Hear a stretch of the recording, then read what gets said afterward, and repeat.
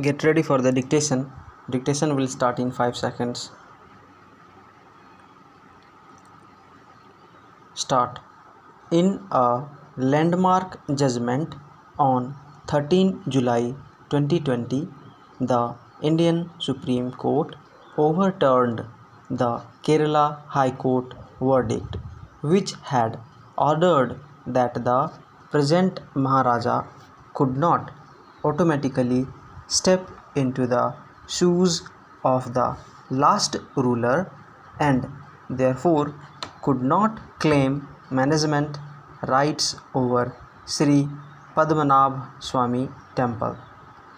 In its verdict, the Supreme Court recognized the covenant signed in 1949 between the Travancore Cochin state and the Union of India and permitted the present descendants of the then ruling family to continue its involvement in the management of the temple. There is now debate on the likelihood of this verdict impacting other similarly taken over temples and it being tested against Articles 25 and 26 of the Constitution. The Supreme Court verdict overturning the 2011 High Court judgment in the Sabrimala temple case is indeed a landmark one and may have significant political repercussions in time to come.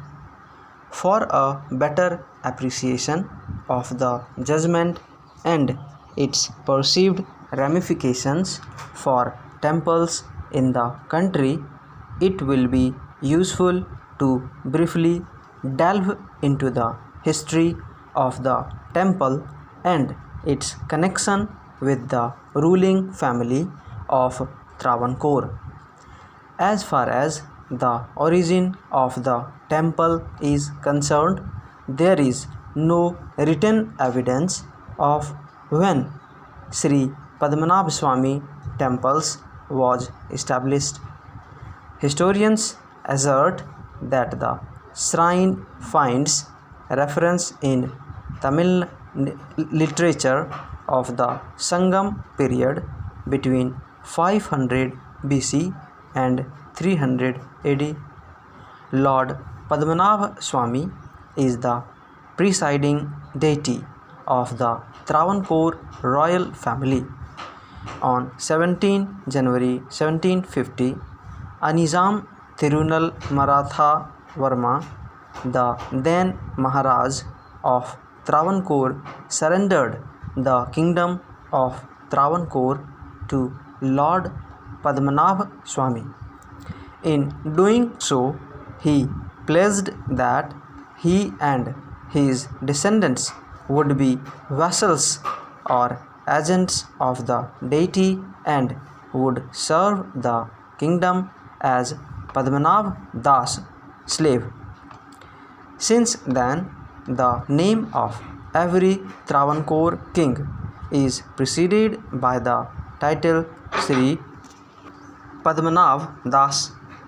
This effectively made the deity the ruler of the kingdom and all agreements or treaties were entered into by the Padmanabh as the representative of the deity. It is considered that the temple in its present sprawling architectural splendor is his creation.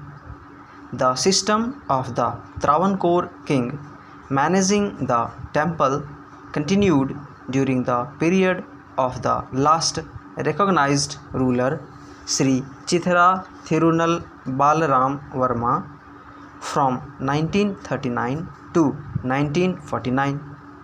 In 1949, an instrument of accession was signed with the Indian Union.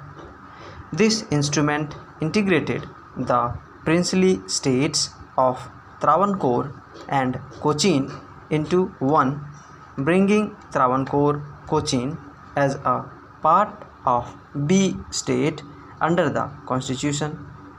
Article 8 of the Covenant guaranteed to the ruler of the Travancore state, Sri Chithra Thirunal Balaram Varma, and his successors the right to control and manage Sri Padmanabh Swami Temple.